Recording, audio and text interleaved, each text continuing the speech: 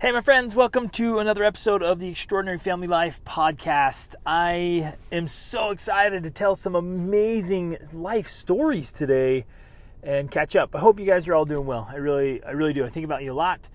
Some of you I know really well. Some of you I don't know, who are just getting to know me, and it seems a little one-sided because you listen to the podcast, but I don't know you. But I think about you, and I think about you, and I appreciate you, and I'm concerned for your well-being. Meaning that I hope you're doing fantastic. I hope your family's well. I hope you're setting and achieving awesome goals. And I hope you feel alive. Genuinely, I hope you feel alive. That you're just going through life and it just feels fantastic. And if it's not, if life... Because there's grind. There are times of grind when life is hard. But even in those, if we have the right mindset, we have the right calibration, we're going the right direction, even when there's grind, we can still feel alive and feel good. We start to feel dead inside, my friends. We start just to get blah when we aren't living up to our potential, when our goals are impotent. They just don't have the power to excite us and drive us and help us feel alive. When our systems and our strategies and our habits and our mindset are off, then life feels really blech. And that's no bueno. Nobody wants to feel like that. Nobody wants to feel like that. We all want to feel happy and excited and alive. And we should, and we can, right? Even when we're facing some hard stuff, we can still feel alive. So I'm going to share some great lessons today and some cool things. So our family was on a much needed vacation and adventure. We had originally planned, you guys, to spend the summer of 2020. We'd originally planned to spend like a month or 6 weeks in China studying martial arts there. And then take the Trans-Siberian train over to Mongolia and spend another month there, wandering around the steppe. Well, the COVID pandemic kind of shut that all down, so we rerouted all our plans, and we'd gone through a whole plan to spend like 6 or 7 countries in Eastern and Western Europe, and just cool adventures, and then that got all shut down, and then it just kept closing down until we were stuck at home with many of you. And so once things started to lighten up a little bit, we're like, okay, we're at least doing a road trip, we're going to get out in the wilderness. And so we're out on this adventure right now. We had the awesome opportunity to go play with some family, like four-wheelers, and just having a blast visiting family in Oklahoma, and then went over to Colorado. And I had never been in Rocky Mountain National Park. And so I was really excited to get in there. And you guys know how much I love hiking, and I love big hikes that challenge me in particular. In fact, we were supposed to hike Kilimanjaro in October, but that's most likely not going to happen now. But I'm still training. I want to do a big mountain every year, and I love the challenge of the mountain. There's just something spectacular about a big old mountain that challenges you, and for me, it makes me dig deep, physically, mentally, emotionally, spiritually, socially, financially, just to get there, to pull it off, to make these things happen.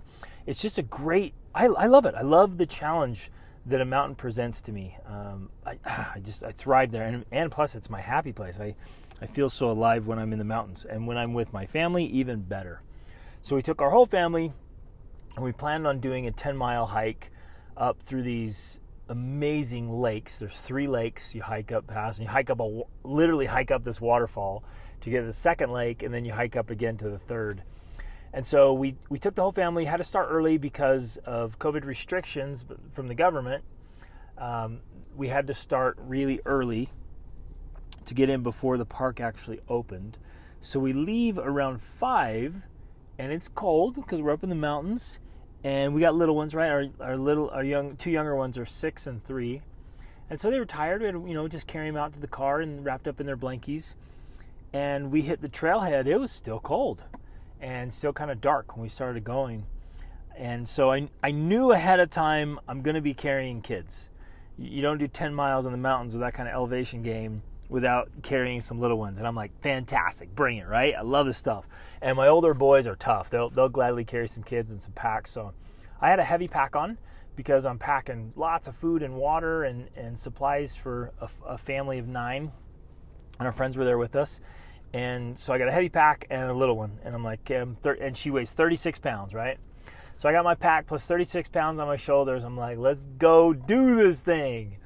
And so it's 5 miles up, 5 miles out. We made it up there, had a great time, tons of fantastic pictures, and it was just stunning, just fun, great conversations and great fun. We got up to the highest lake, and we all decided to jump in, and just it was literally a glacial lake.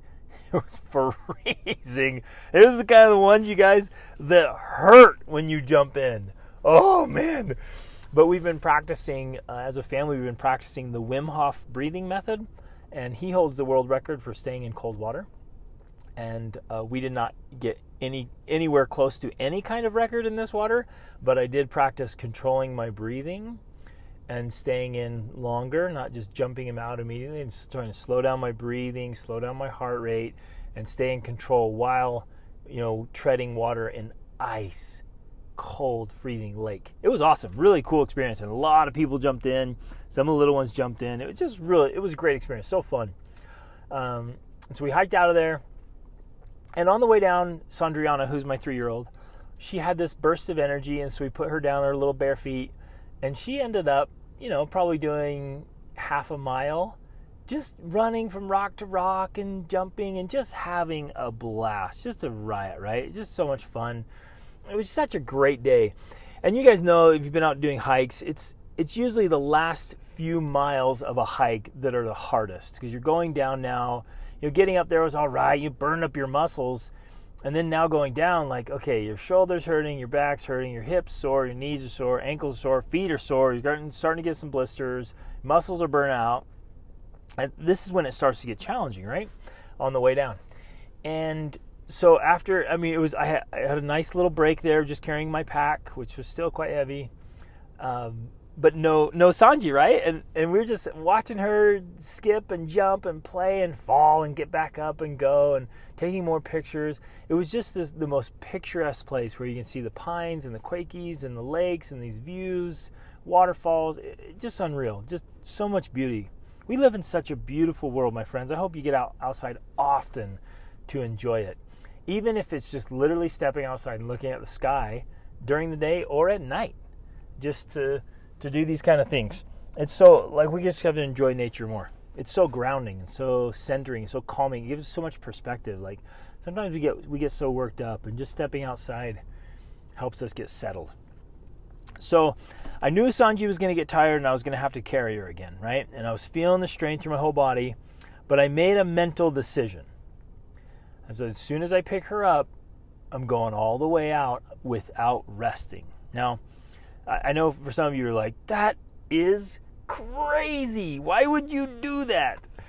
And for me, I love challenging myself in a situation like that where I know it is mental, emotional, and physical, and actually pretty spiritual sometimes too.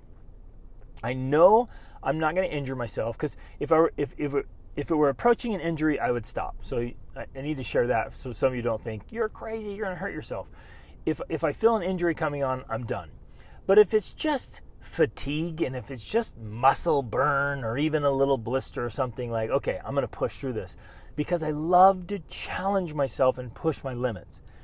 And when we do that, my friends, in any realm of life, when we start pushing our limits and we push past our comfort zone and we set targets and we push until we get there, it cultivates this strength. It activates these power sources inside of us that carry over to other areas of life.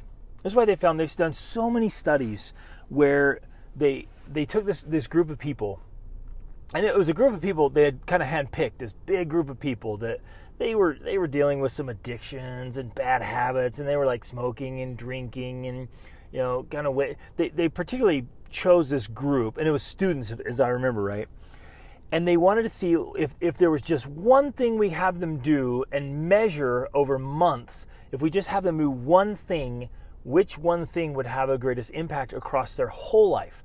So instead of sitting them down and asking them to stop smoking and stop drinking and study more and sleep better and on and on and on, instead of having them do all that, is there one thing, and they did all these different experiments, is there one thing that could have a massive positive impact on the rest of their life?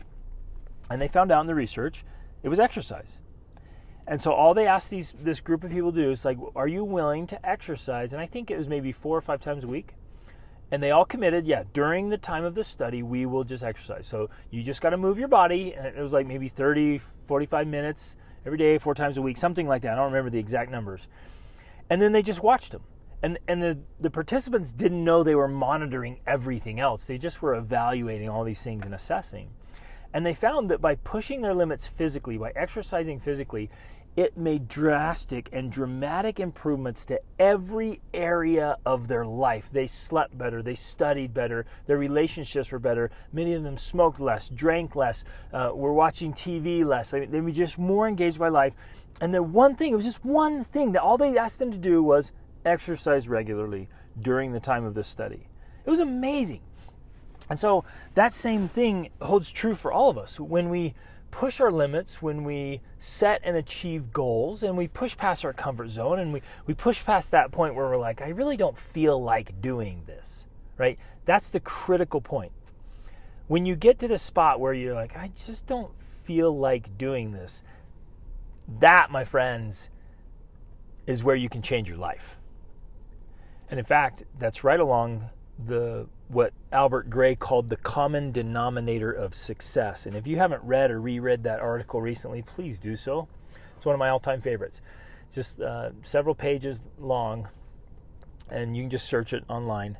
The Common Denominator of Success by Albert Gray. And he just simply said this.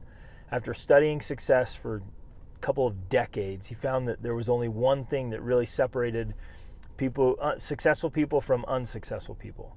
And he said, in my estimation, that the common denominator is that unsuccessful people are unwilling to do the things that successful people are willing to do. And he says what's fascinating is that successful people don't want to do them either. They're part of what I call the grind, right? There's these things that are just unpleasant and uncomfortable that need to be done. And he says successful people do them. That's what makes the difference. Whoa, so good. So anyways, that's kind of a background on why I chose to do this. And I love pushing myself mentally, physically, emotionally, spiritually, socially, etc. So I decided when I pick her back up, and I think there was probably about 3 miles left to the car. And man, we had to park. It was so busy in that morning already. By 5:30, it was so packed, I had to park way down the hill. So when she said, "Oh, I'm tired, carry me," I was like, "Okay, it's go time. I'm already tired, but I will not stop until I get to the car." So I pick her up and I put her on my shoulders, and we're trucking along at a good pace. And I just mentally, I'm like, I'm not taking a break. Now I could have taken breaks, no big deal. So in total, about 10 miles minus that little part she walked, about 10 miles of carrying this sweet little girl. And I'm going along, and after her little burst of energy, I feel her just like wobbling and bobbing on my shoulders. And I'm like, oh man, she is falling asleep. And I was like, Sandra, you're falling asleep? She's like, yeah. And she was trying to set her head on my head as I was going down the trail. I was just bouncing. She's like, I want to lay down. So then I took her off my shoulders, and she wanted to lay flat across. And this is the little girl, you guys. We took her to the Sahara Desert in Morocco and rode camels with her when she was 5 weeks old. Like, awesome sauce. And she's always wanted to lay flat. It's been her thing since she was born. She loves just laying flat. So then I had to lay her across my arms, okay? So can you guys picture this? I've got my arms extended, and she's laying across my arms. So I have one arm under her neck and then another one under her knees, right? And she's laying flat across my arms, and I'm 36 pounds just right there. I'm using my arms, my biceps, to hold her up. Now, you guys, this is the equivalent of you like getting a 36-pound bag of rice and just holding it out with your arms, right? And she slept for about 2 miles like that. Oh man, I can't even describe the burn in my biceps and my shoulders and my back. But I had made this commitment. I wanted to keep it. and I wanted to go all the way. I wanted to push my limits. I know I wasn't going to injure myself. I just was going to get an insane workout. And I wanted to push, right? I wanted to get stronger. I wanted to get better. And so I held her like that. And it was so hard. But here's the kicker, right? I wanted to do this without being miserable. I didn't want to be in there mentally like whining, complaining, throwing a pity party. And what's the point of that? Even if I was taking breaks and I was out there, what's the point of whining and crying and complaining? Oh, it's too hot. Oh, it's too cold. Oh, I got blisters on my feet. Oh yeah, and I got a really bad blister on the back of my foot that was just bleeding like a champ all the way down the hill. But tell you what, man, after a few minutes of holding her in my arms, I could not feel my blister anymore. All I could feel was my biceps. And so I'm cruising off the mountain, and I wanted to be happy and joyful and jovial. And so I was talking to people and greeting people and laughing and smiling. And I was not, I got to make this clear, I was not lying to myself. I wasn't playing some kind of game. I wasn't putting on a mask or a facade. I was so genuinely grateful. And like I felt like it was a privilege. And I kept looking at her and telling myself, what a privilege. What an unbelievable privilege it is to be a dad, to have an adorable, chubby little 3-year-old to carry in my arms as she was out cold. You guys, she was so asleep. People on the trail would ask like if she had passed out, if she needed medical attention or something, right? She was just so tired, like, it was awesome. And like, I just kept like, what a privilege. What a privilege. What a joy. I get to go hiking with my family. It's one of my favorite things in the world, to take my entire family and go play in nature and do hard things together. What a privilege to be a husband. What a privilege to be a father. What a privilege to be a friend and a leader, to be out there with my friends and to enjoy the trees and the flowers and the lakes and the rivers and streams and the wildlife and the stars that morning and the blue sky and the white puffy clouds. What a privilege to be alive. And I genuinely was just thrilled. And yeah, my muscles were burning and I was spent. But mentally, I was fantastic. I felt wonderful. And I just cruised down that mountain. I was going as fast as I could because I was burning.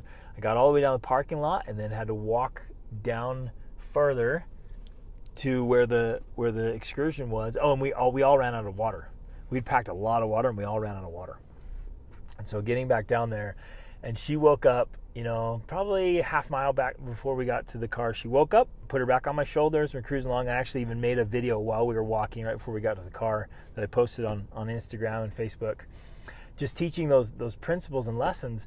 And you guys, it was fantastic. It was awesome. I loved it. I loved that I had pushed past my own limits because I wanted to stop. I wanted to take a break, but I'd made a commitment to myself and I kept the commitment.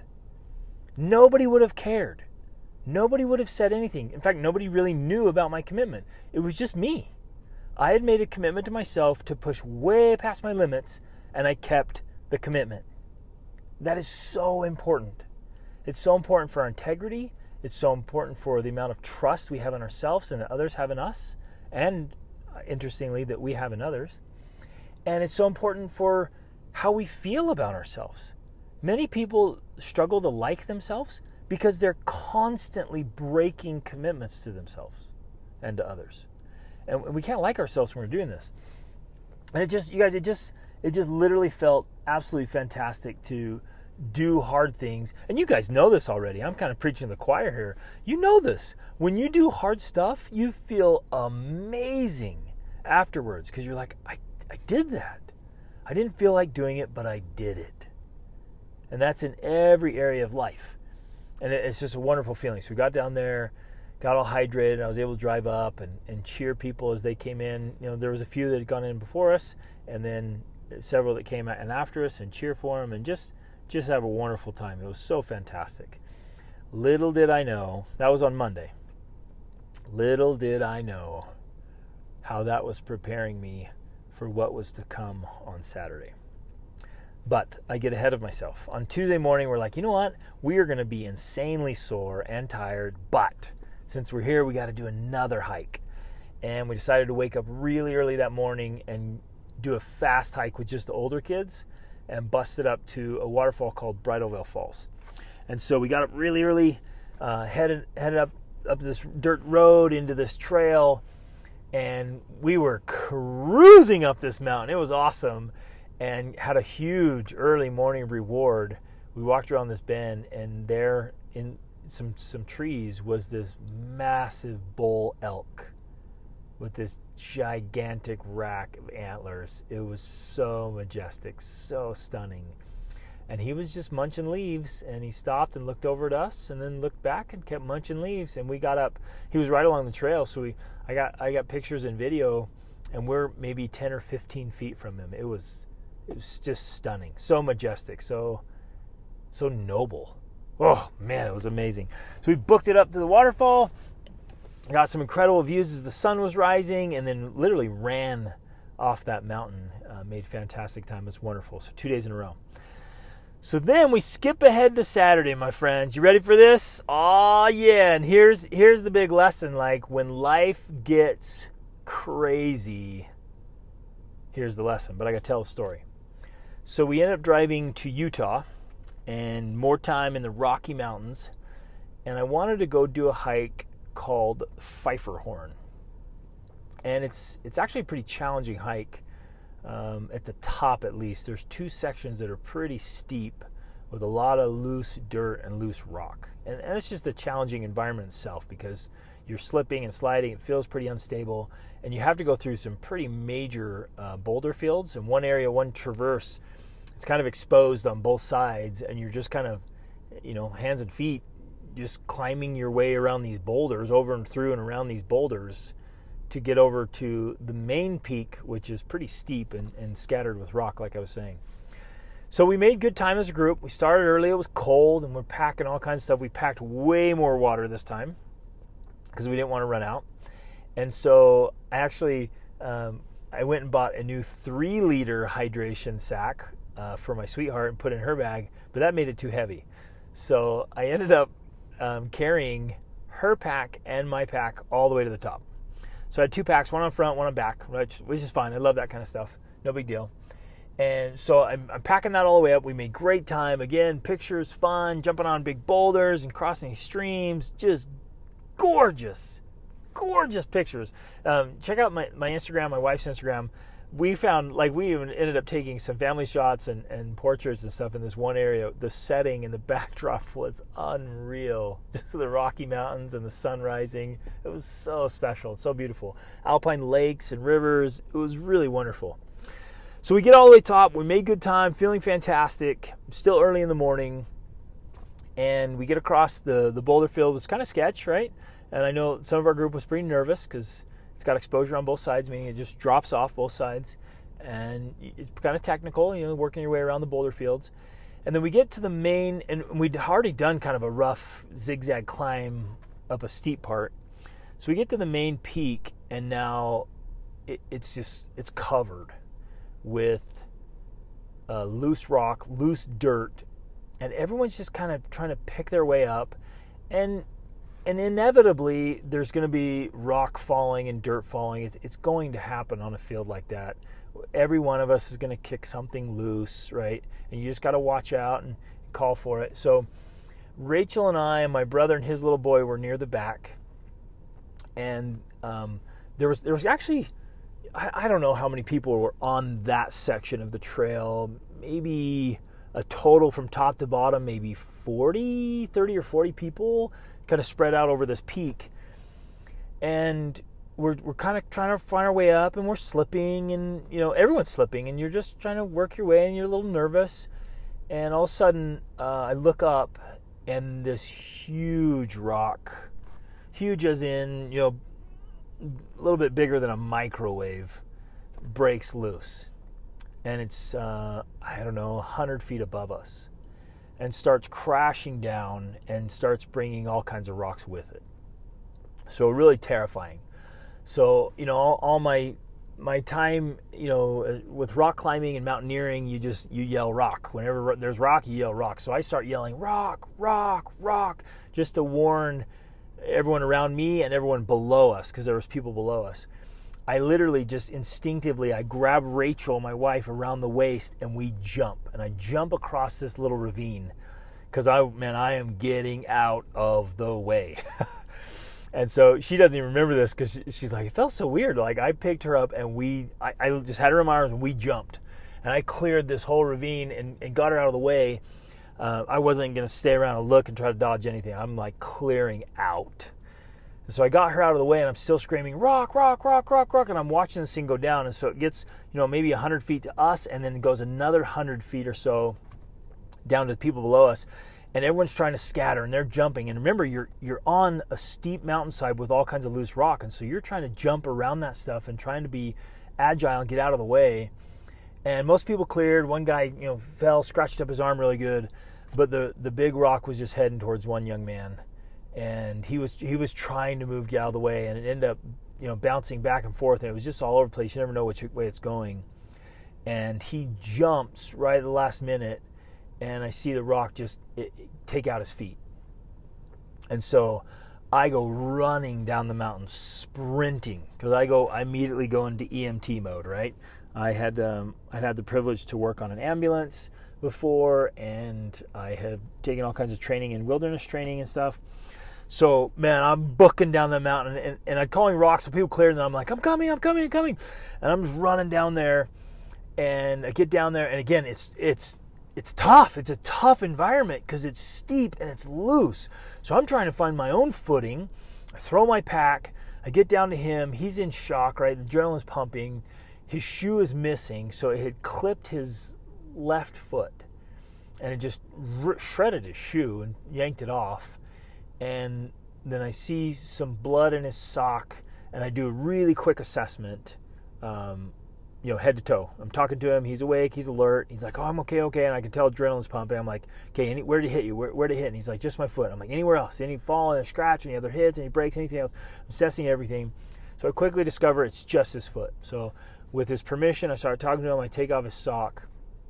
And he has 2 pretty bad puncture wounds on the back of his heel. The one's bleeding quite a bit. The other one was gushing. So, and I'm not trying to be graphic or bother anybody. I know some of this bothers people, but I want to tell the reality of the story here and the intensity of it, and there's some great life lessons. So there was a lot of people around. They're like, what do we do? And it ended up being maybe there was probably 10 people around, and I'm like, okay, I need 4x4 gauze bandages, I need tape, I need materials, I need medication. Let's go. So people start bringing over materials to me, and it was even hard to try to get it to me because it was so steep and so loose. And they're trying to calm their own nerves from having seen all that and trying to make sure they're safe, their family members are safe. So they get, a bunch of compresses to me and gauze, and we start packing that thing on there. I tied it on real tight with a bandana that he had to try to stop the bleeding. Then we gathered up some more materials, gave him, I made sure he wasn't, I was doing a full assessment on him, right? Allergies, medical problems, conditions, whatever. And he was good. He was awake. He was alert, calm. The pain started to increase now that the adrenaline was going down. So he asked for some ibuprofen, so we got some of that, so it helped with the pain. And then I started to assess, and I pulled the bandage away to look again, and it was still just gushing a lot. So we bandaged it back up really tight, taped it up really tight, got his shoe back on there really tight to try to keep inflammation and bleeding down. And so then we're assessing, right? We're in a really rough condition. The only real other way to get him off of there was like to have him walk out if he could, and we tried that, and he couldn't put any pressure on it. We could have called a helicopter, and they would have dropped a cable to lift him out. But as we were assessing it, I was talking to him and talking to his buddy that was with him. We realized, it's not. We knew it wasn't life-threatening, right? We assessed everything else. He was calm. His breathing was relaxed. His heart rate was good. He didn't have any other medical conditions. So we assessed everything, and I asked him. We were approaching like, we can call a helicopter if you want. We can get search and rescue up here. We can do all those things. And we decided like, let's try to get it out. Let's try to get him down this steep section, across that traverse of bouldering, and then over the saddle, down the other steep section we'd come up, right, and then get out. And then we talked, okay, we're going to come up with a plan. They'd been backpacking up there, right? So they had 2 huge backpacks down at the lower lake. And we said, we can call search and rescue. It'll take them a couple hours to get up to us. And then they can get you out a stretcher. Like, what do you want to do? And like, let's just carry him out of here. And so I put him on my back and kind of piggyback, and we went. And now, again, I train hard. I exercise hard. I've told you the story. If you listen to my podcast, I carried my son. When he weighed 100 pounds, I carried my son for, most of 3 days in Nepal when he wasn't feeling well. I've done stuff like this before. I've spent years and years and years in the mountains doing extreme things. So and this is one of the life lessons. In a lot of ways, I was ready for this. I was ready physically. I'm in phenomenal shape. I was ready mentally. I was ready, prepared to help with the injury and the bandaging. And I was in a place where I could help, right? And most of the people, they just had no idea what to do. And along the whole trail, people were very kind and thoughtful. They offered water and food, but at some point, and here's one of the greatest lessons: we have no idea what's coming. I had no idea this was coming. It's not like, oh man, I'm going to train really hard for a full year because I'm going to have to help carry a guy off the mountain, or you don't know what's coming, and so you just train and prepare. And this is my lesson I want to share. This is the big takeaway from this, my friends. We don't know what opportunities are coming our way. And I see this as an opportunity. It literally was an opportunity to help a guy. And so I don't see it as an emergency. I don't see it as a disaster. I don't see it as a horrible thing. I genuinely see this as an opportunity to help a total stranger. And so I bandaged him up, and no one else around really knew what to do. A few people had simple first aid kits, but nobody knew what to do. And so I was treating him, and immediately right away, he just kept, it was so cool. We ended up connecting and talking because we had a long way out. But he was just, and you guys, please don't misunderstand me either. I'm not tooting my own horn here. I'm not bragging. But I wanted to, it's an extraordinary story. It really is. And I want to share it because it teaches all of us life lessons. And he just was so grateful. He's just like, thank you. He's like, thank you. You came down fast. You were there. You bandaged me. And now you're helping him off. You don't have to do this. You have your whole group here, your family. Like, you don't have to do this. Why are you doing this? And he was so grateful. And he said, I feel so inspired and so grateful. And it was a chance to have an impact, my friends. A chance to make a difference.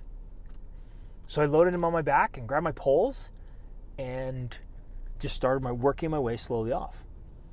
And I didn't slip. Me and his friend, or really his friend and I, is the proper grammar there, took turns carrying him off 5 miles off this mountain. And he weighs 160 pounds. And it was tough. It was really tough. And he would hop through certain parts where we couldn't carry him, where it wasn't safe to carry him. He would kind of hop or scoot and work his way around the boulders, across the boulder field, and then we'd carry him for sections, and then he'd try to slide down, and I took the steep sections that I could, and then we traded off. And I was kind of counting. We would each take about 100 meters or 100 yards. So we'd take about 100 steps and then trade off. And to carry on piggyback, or sometimes we put him on our shoulders, at 160 pounds, that is an insane amount of exertion. And like I was saying with the hike we did with our family in Colorado and Sandriana, it's those last few miles that are the hardest. And when you've got that kind of weight on you, and it was super cool because my boys stepped up. It was fantastic. And they took my pack, and they took their big backpacks that had all their camping gear. My boys just loaded up, and they joined the party because they're used to it, and they've been training hard too. They're in that kind of condition mentally, emotionally, and physically. They're like, yeah, let's do this. And so they kind of headed out, and we just we just traded off, down, down, down. And even walking while I was resting in between my turn was hard. My feet were burning. You know the strain, right? When you go do really strenuous stuff, it literally puts a strain on every part of your body, and tendons and ligaments and muscles, some you didn't know you had, because they're really sore the next day, and you're like, where was that? And so the strain on the whole body was so intense. Even on the breaks, it was hard. Your muscles are burning, your feet are burning, your joints, everything. And again, I'm assessing everything the whole way. I'm assessing his condition, making sure he's good and well. And he was in a great mental state, had a really great attitude. It was not life-threatening. The blood was not coming out visibly. So I want to make sure so no one's worrying here. We were assessing his all the time, and we could have called at any time. And we were assessing ourselves. Like, are we in good enough condition here? We're not leading towards any injury. It became this real physical challenge to help this young man off the mountain. And we pushed. And again, mentally, I'm stepping up my game. I kept reminding myself, what a privilege. What a privilege. What an opportunity to push past my limits, to do something kind and helpful for another human being. What a privilege to be up here with we didn't take the young kids on this hike, to be up here with my older kids and my sweetheart, to be in these gorgeous mountains. What a privilege to have a body that works, and muscles to develop, and a mindset to challenge, right, and push. Like, what an opportunity. And I kept reminding myself of that. And so we laughed and cheered each other on, and man, we sweat gallons of water, and we strain our muscles, and by the end our quadriceps, the front of your legs, your thighs were locking up, and it was a challenge. And we just traded back and forth, back and forth, back and forth. And mentally, we just had to be fully engaged. There was no getting out of it. There was no, you're not going to leave him up there. And it just changed everything of like, hey, we're in this. We're helping this young man off. He cannot put any pressure on it. He tried. Can't put any pressure on it. He can hop and skip for a little bit on one leg, but that's exhausting. So we're just doing piggyback rides here the whole way out. And we actually made phenomenal time. We were keeping up with other hikers who just had their packs. It was awesome. And his friend that helped, he did a phenomenal job trying to hold himself on there, keep his cool with the injury, and then his friend was carrying out, did a fantastic job just manning up and just the exertion to get down. It was awesome. Overall, it just ended up being a truly fantastic experience and a great opportunity, and for me, responsibility to make a difference, to help out where I can. And I share all of this, you guys, to remind us that we need to constantly be training. You hear me talk about this all the time. Train, train, train, right? Because none of us rises to the level of our expectations, like Archilochus told us. We fall to the level of our training. We don't rise to the level of our expectations. We fall to the level of our training. And everything in life comes down to our training. So the question is, and the big principle is, when life gets just crazy, and this can happen in any area of your life, how do you handle the craziness? What do you do?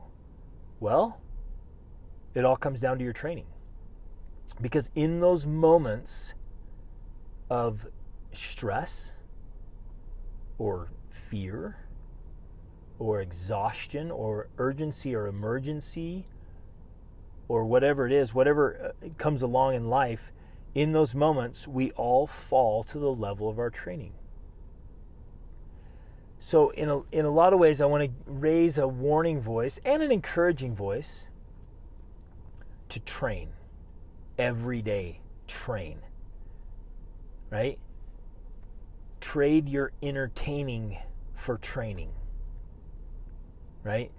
I'm not kidding. I'm dead serious about this. And this is financially. This is socially and in leadership. This is mentally. Exercising your mind, learning as much as you can. It's in mechanics. It's learning how to fix things, how to understand the working of things. It's literally walking through scenarios where you have opportunities to make a difference. And I've told all kinds of stories in my podcast already about this, where sometimes I need to, I could help out because I was the only one around that spoke Spanish, right? Now I'm getting really close on French, you guys. It's so fun. I still study French every single day, and I have a French tutor. I'm getting better. But like it's all those things. It's emotionally. Can you handle the emotions of an emergency?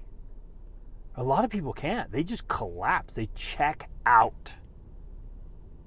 And it doesn't have to be an emergency. It can just be stressful. It can be intense. It can be a tough conversation. We've got to cultivate that emotional strength. It's spiritual. It's, of course, physical. It's all of those things. And so the real key to handling life when it gets crazy is preparation. Now, I know some of you are thinking right now, oh boy, I haven't been preparing, right? And it might give you a rush of terror going, oh crap, but I'm not prepared. And so I'm raising this voice right now of like, okay, all right, chillax, but start preparing today. And each of you will know, we can't master everything, but we ought to be really good at a lot of things. And maybe not even a lot, let's say several things. Important things, and just start thinking through it. What do you need for your family? What have you had a desire to learn? You've had an inclination towards it. Is it languages? Is it first aid? Is it self-defense? My family and I, we signed up for Krav Maga classes, and we've been training in martial arts and fighting.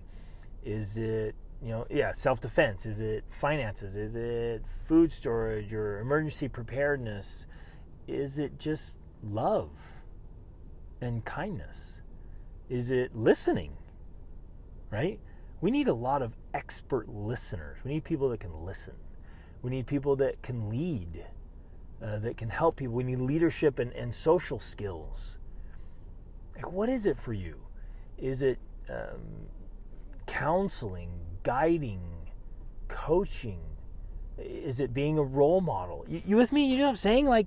We've got to prepare and we've got to train. We've got to get ourselves in the spot, because what an unbelievable opportunity it is to serve and help others when things get crazy, and keep it together ourselves when things get crazy. You with me? So will you do this, please?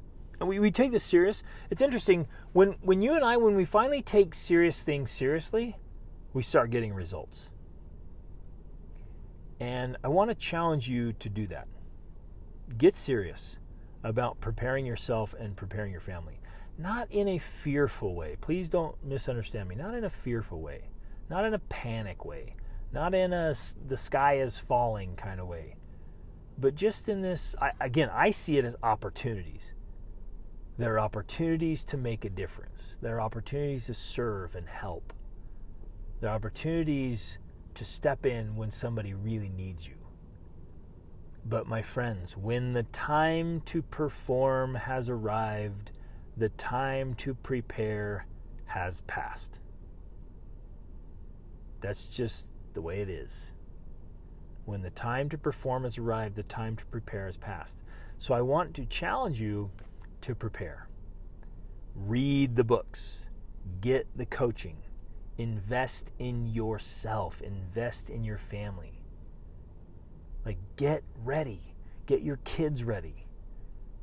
Be just all around prepared to bring, because life is going to throw stuff at us that we cannot see coming. I never saw that coming, but I've been preparing for it for the last year without knowing, right? And who knows what else is coming? I'm preparing all the time. And again, it is not a fear-based preparation. This is how I live my life. Every day I'm up and I'm excited to exercise, to read, to learn, to develop my skills, to understand humans, to understand life, to understand the economy, to understand emotions, to understand mindset. I'm constantly learning and training and growing so I can help more people. And by default, help myself and my family. And I'm helping my kids train and my wife train, right? We're doing this. I love this stuff. You guys. I'm geeking out about it, and you know that. But it's a reminder for all of us. So what is it you need to learn? What is it you need to learn? And we share this. We share this episode and this podcast with others. Just take a screenshot of it, share it on Instagram or Facebook or Snapchat or Twitter or LinkedIn or wherever. Just share it, because people need this reminder that we all can be preparing ourselves. Think how many situations would be so much better, how we could help each other so much more if more of us were prepared. If we're living in this mindset of preparation and we're just training. Training. We're training every day. We're conditioning ourselves all around to where it just brings happiness and great results. And maybe you never have to use those skills, but you feel fantastic because you're in the best shape of your life. You're mentally sharp. You're emotionally strong. You've been building those emotional muscles. You're spiritually grounded in your values and your connection to God and to yourself and your morals and standards. You're financially sound because you're training, right? And you're conditioning yourself in that way. You're saving and investing. I mean, it's all around. Think what that does for the world and for life and for generations to come. You feel fantastic because we're living the way we should be living, which is kind of in training mode. And we're enjoying ourselves, and we're all better off because of it. Man, I love this stuff. So get clear about this. Like, talk to your spouse, talk to your if you're younger, your parents or your friends, or just start watching training videos on YouTube. Listen to more of these episodes of this podcast and other podcasts, and get the books, get the coaching. We have tons of resources on gregdenning.com and extraordinaryfamilylife.com. Coaching sessions. If you want to figure out how to level up in a certain area of your life, sign up for a coaching session. We'll walk through it, right?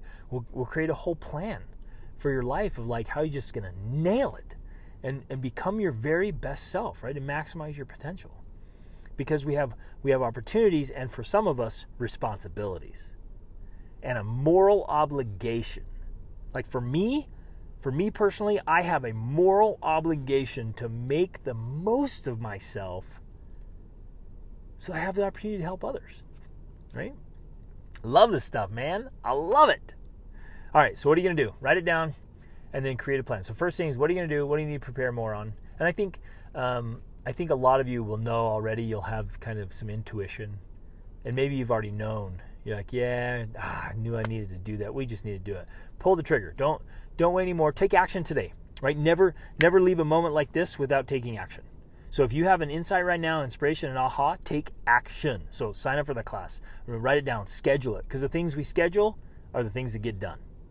So schedule it, make it happen, get clear about it, talk to people about it, ask for some accountability, plan for it. If you need some help or resources, contact me or Rachel.